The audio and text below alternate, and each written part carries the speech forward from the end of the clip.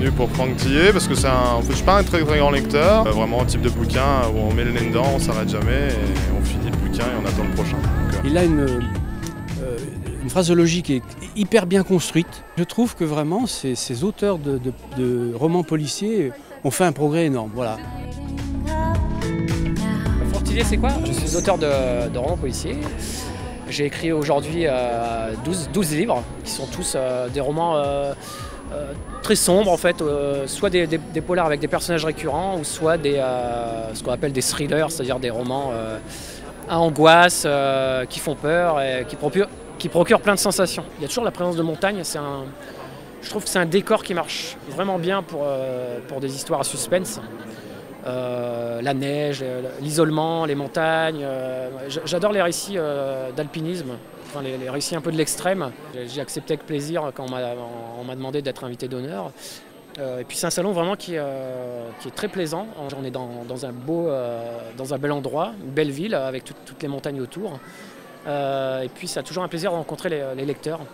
Là c'est bien parce qu'on peut discuter un peu avec tout le monde. Il y a des rencontres avec différents thèmes. Moi, il y a la projection du film adapté d'un de mes romans qui va se faire ce soir. J'ai suivi quand même le projet parce que ça m'intéressait. J'ai pu lire le scénario, tout ça, mais disons que contractuellement, j'avais pas de pouvoir en fait. Donc, ah oui, j'ai dû le voir une trentaine de fois. Mais il me plaît beaucoup. Ouais, mais par exemple, là, il est diffusé ce soir et il y a le réalisateur qui vient, je vais discuter avec lui, avec le public pour expliquer un peu comment s'est passée un peu notre rencontre et comment ça s'est passé la création du film. Merci à vous.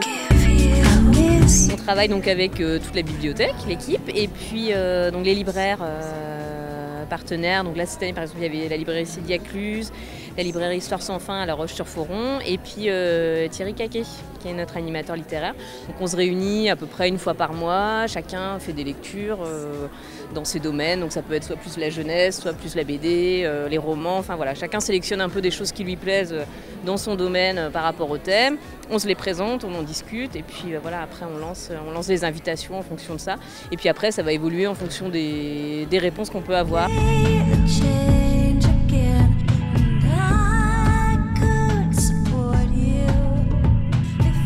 dédicace pour cette charmante personne.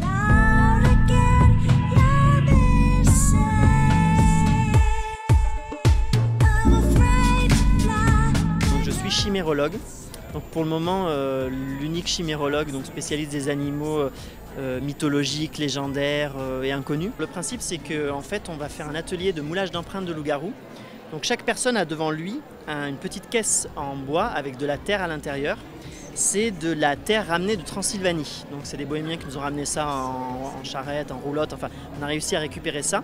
Et à l'intérieur, il y a des traces d'empreintes d'un animal inconnu. On pense que ça pourrait être un loup géant, voire un loup-garou.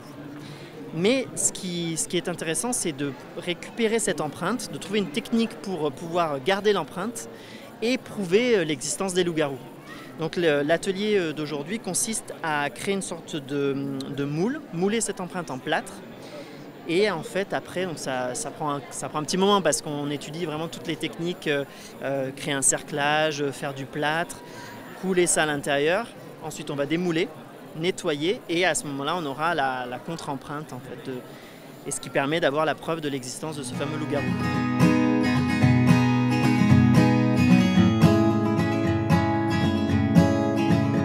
Marie, Mélanie, Juliette, Betty, Pauline, Mélissa, Amy. 10 ans que je fais le métier de kinésithérapeute. C'est dire que normalement, je devrais être blindée. Sauf que l'humanité résiste. On croit toujours que ça va glisser comme la pluie sur la plumaille des oies.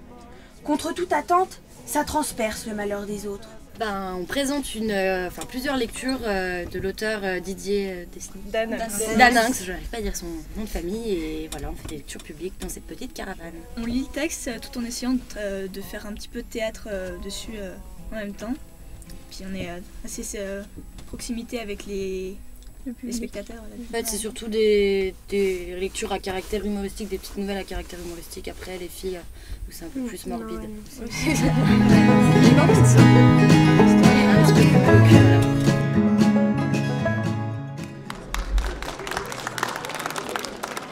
Nous avons voulu que ce salon soit élargi au niveau des communes. Deuxième chose, nous voulions que ce salon soit pédagogique déjà, en direction des enfants, parce que c'est par là que la lecture va commencer.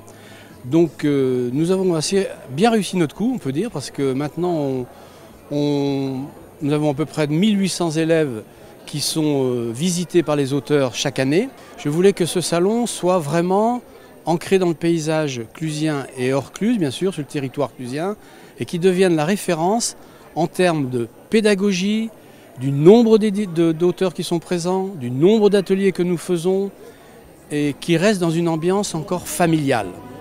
En fait, je ne voulais pas que ce soit un salon business.